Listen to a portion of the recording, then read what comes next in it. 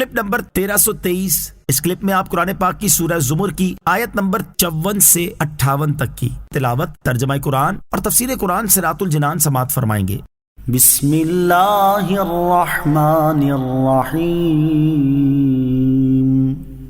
ترجمہ، اللہ کے نام سے شروع جو نہایت مہربان رحمت والا ہے۔ وَأَنِيبُوا إِلَىٰ رَبِّكُمْ وَأَسْلِمُوا لَهُ مِن قَبْلِ أَن يَأْتِيَكُمُ الْعَذَابُ ثُمَّ لَا تُنصَرُونَ۔ ترجمہ، اور اپنے رب کی طرف رجوع کرو اور اس وقت سے پہلے اس کے حضور گردن رکھو کہ تم پر عذاب آئے پھر تمہاری مدد نہ کی جائے۔ وَأَنِيبُوا إِلَىٰ رَبِّكُمْ،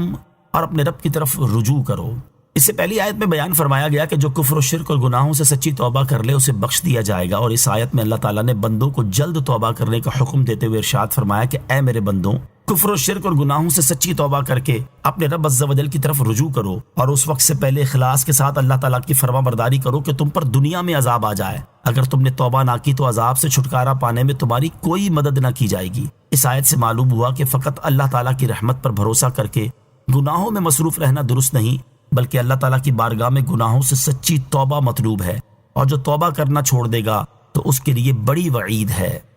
وَاتَّبِعُوا أَحْسَنَ مَا أُنزِلَ إِلَيْكُم مِّن رَّبِّكُم مِّن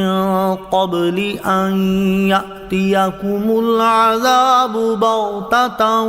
وَأَنتُمْ لَا تَشْعُرُونَ، أَن تَقُولَ نَفْسٌ يَا حَسْرَتَا عَلَى مَا فَرَّطتُ فِي جَنبِ اللَّهِ وَإِن كُنتُ لَمِنَ السَّاخِرِينَ،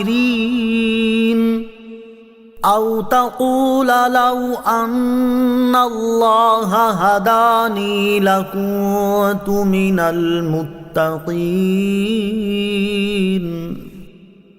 أَوْ تَقُولَ حِينَ تَرَى الْعَذَابَ لَوْ أَنَّ لِي كَرَّةً فَأَكُونَ مِنَ الْمُحْسِنِينَ۔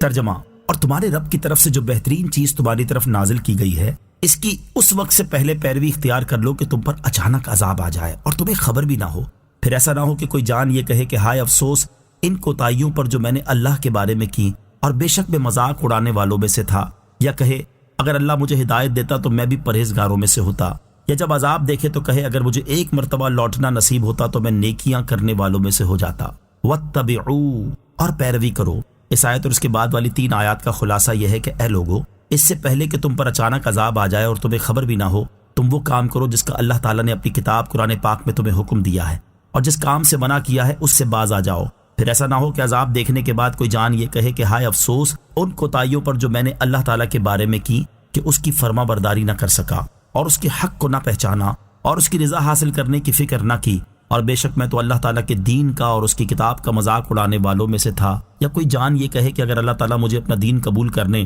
اور اپنی فرما برداری کی توفیق دیتا تو میں بھی پرہیزگاروں میں سے ہوتا، یا جب عذاب دیکھے تو کوئی جان یہ کہے کہ اگر مجھے ایک مرتبہ پھر دنیا کی طرف لوٹنا نصیب ہوتا تو میں نیکیاں کرنے والوں میں سے ہو جاتا۔